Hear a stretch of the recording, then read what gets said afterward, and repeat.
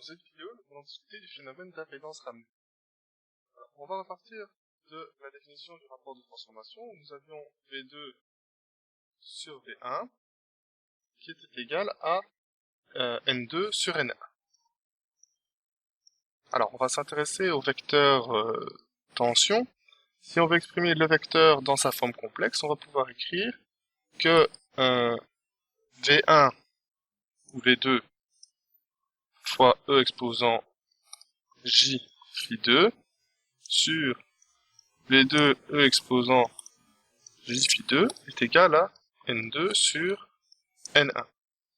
On en conclut dès lors que le rapport E exposant J phi 2 sur E exposant J phi 1 est égal à 1, ou encore que l'exponentielle de J phi 2 est égale à l'exponentielle de J phi 1, et donc que les angles phi 2 et phi 1 sont égaux. Alors c'est assez important à remarquer parce que ça veut dire que du coup, un transformateur n'introduira pas de déphasage dans le circuit.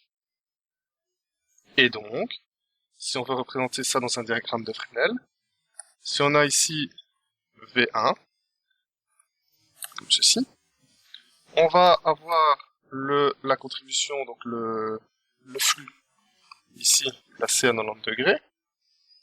On va avoir un déphasage de phi 1 entre V1 et I1 comme ceci.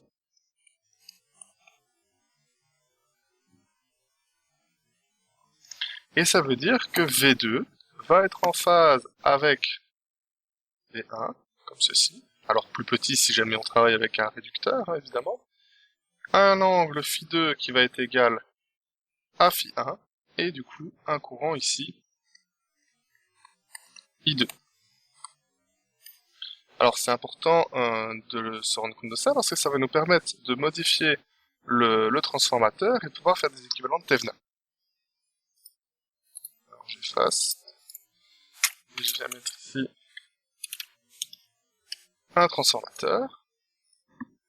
Alors, on voit dans la partie gauche ici le primaire du transformateur, le secondaire du transformateur, et on se propose ici de réaliser l'équivalent de Thevenin au secondaire. C'est-à-dire que tout ce qui est au secondaire, que ce soit charge, tension, etc., peut être représenté par un équivalent de tension en série avec une impédance Z2.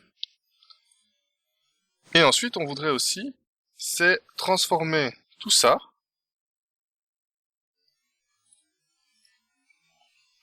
en un équivalent de tension, enfin en un équivalent de Thevenin, entre A et B. Et donc, on va pouvoir dessiner ici, alors, comme ceci, une impédance Z1, un générateur de tension ici, E1, mes points A et mes points B, ils sont là. Et donc, je veux transformer tout ce circuit rouge ici, enfin tout ce circuit encadré en rouge, par le circuit ici rouge, donc Z1, E1. Alors, revenons momentanément sur celui-ci. Je vais le mettre en vert. Donc, revenons momentanément sur celui-ci. Alors, qu'est-ce qu'on a ici? On voit que la tension V2, ici, elle est égale à E2, plus la chute de tension dans l'impédance Z2. C'est-à-dire ici, Z2, I2. Alors,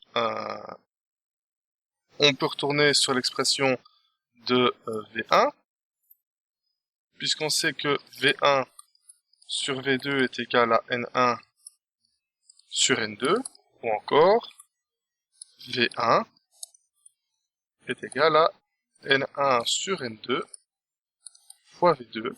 Et alors si on remplace V2 par l'expression en vert qui est là, on va obtenir N1 sur N2 multiplié par E2 plus Z2 fois I2. Or, on sait que ce qui lie I1 et I2, c'est le facteur N2 sur N1. Donc I1 sur I2, c'est égal à N2 sur N1, ou encore que I2 est égal à, alors ça va faire N1 sur N2 fois I1, ce que je vais remplacer ici tout de suite. On va donc avoir ici N1 sur N2 fois E2, plus Z2 fois N1 sur N2 au carré, puisqu'il y a le N1 sur N2 qui est là, et le N1 sur N2 fois I1 qui est là, multiplié par I1. Alors, par identification, d'accord, on voit qu'ici j'ai E2, on voit qu'ici, on voit que donc au primaire de V1, donc j'ai un E1 ici, j'ai un Z1 ici, donc mon E1, par identification, je vois que sa contribution c'est N1 sur N2 fois E2, évidemment, et la partie impédance ici est représentée ou identifiée par le terme qui est là. Et donc, on pourra exprimer finalement que E1, donc mon équivalent de Thevenin de mon circuit total à mon primaire, c'est le rapport N1 sur N2 fois E2, et que mon rapport Z1, alors si je fais directement passer le Z2 en dessous ici, ça va être donné par N1 sur N2 au carré.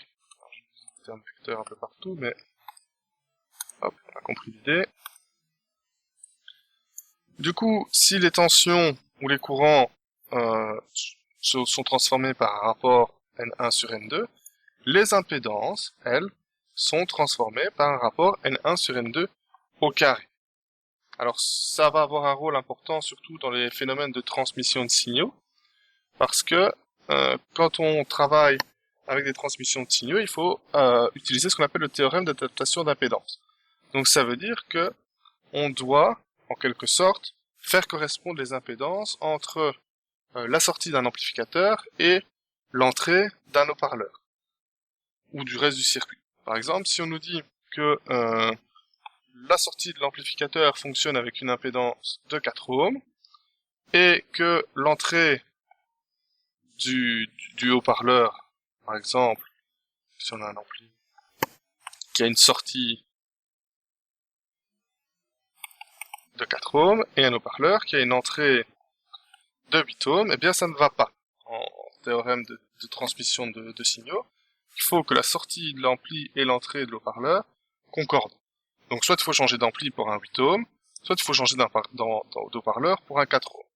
Ou alors, on peut utiliser le phénomène d'impédance ramenée qu'on vient de démontrer juste avant, du transformateur.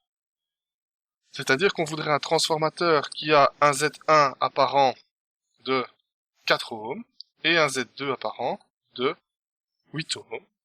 Alors, ça veut dire qu'on viendrait connecter la sortie de l'ampli sur l'entrée du transfo et la sortie du transfo sur l'entrée du haut-parleur.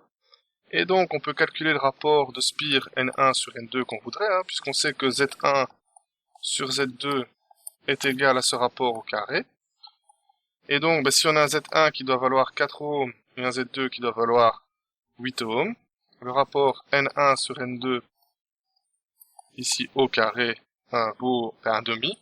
Et donc, si jamais le rapport au carré vaut 1,5, ça veut dire que le rapport N1 sur N2 doit valoir 1 sur racine de 2. Alors c'est un petit exemple, mais ça vous permet d'illustrer l'intérêt en électronique du phénomène d'impédance ramenée. Et donc c'est surtout dans la transmission de signaux qu'il faut faire attention aux impédances. Voilà, je vous remercie pour votre écoute et à bientôt.